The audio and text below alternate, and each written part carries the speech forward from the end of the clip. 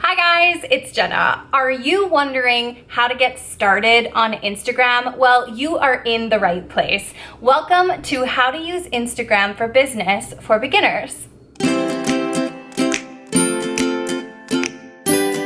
So you've been on Instagram for a while, but only as a person. And now it's time to approach Instagram from a marketing perspective. Now you're gonna be on Instagram as a small business. Well, it's a totally different ballgame out here, and you need to start with a strategy. So I'm gonna give you my top 5 tips for getting started on Instagram to market your business.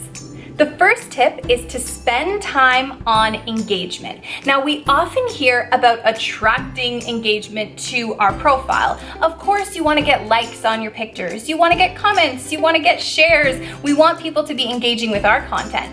But what people forget is that we need to go out there and also engage with other people's content. So I want you to spend time each week going to other people's pages, liking, commenting, following, the same way you act as a human, but on behalf of your business. And I actually have another video on a bunch of healthy engagement practices that you can do as your business.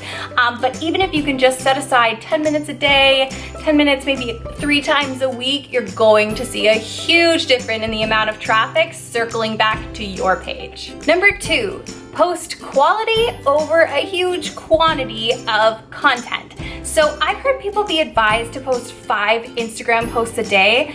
To me, that sounds exhausting. And I know as a small business owner, you have a ton on your plate. You probably don't have time to make 5 posts a day.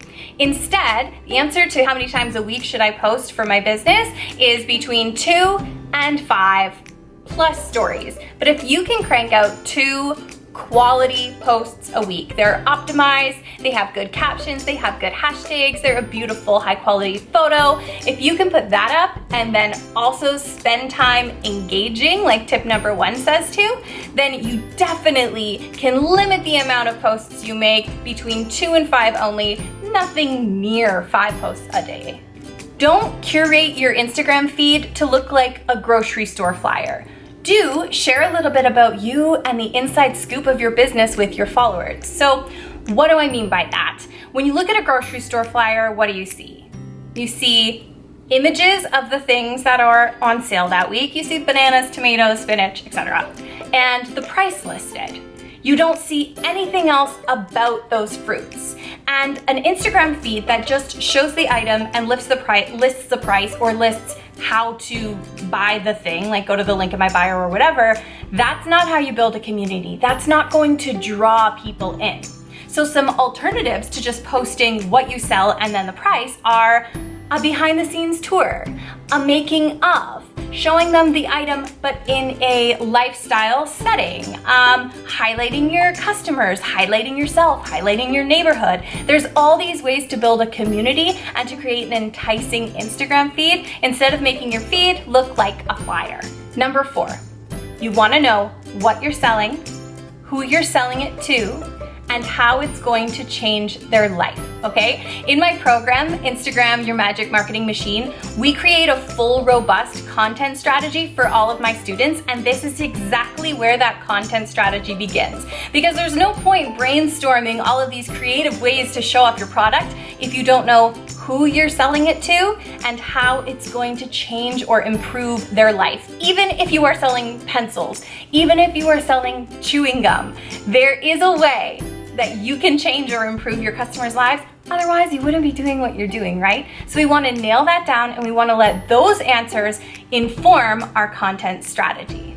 The 5th tip, and arguably the most important tip, like if you go to start selling your business on Instagram tomorrow, and this is the only tip that you remember from this video, that will be fine. Please remember this tip, okay? It's very important.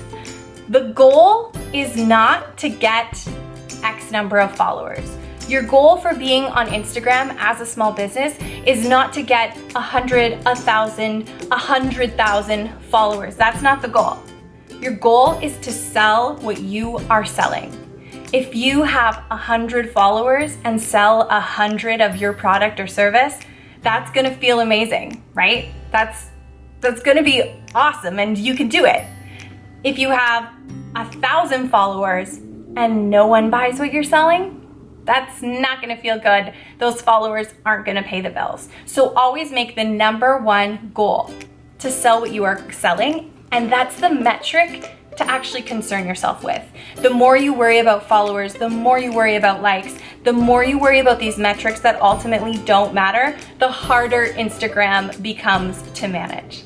If you want to learn more about excelling on Instagram and sustainably marketing your business on Instagram, then you have to download my free Instagram Mastery Manual. It's full of actionable tips that you can start using right now to market your business on Instagram, and it will also introduce you to my program, Instagram, Your Magic Marketing Machine. So that's all from me. Good luck out there, guys.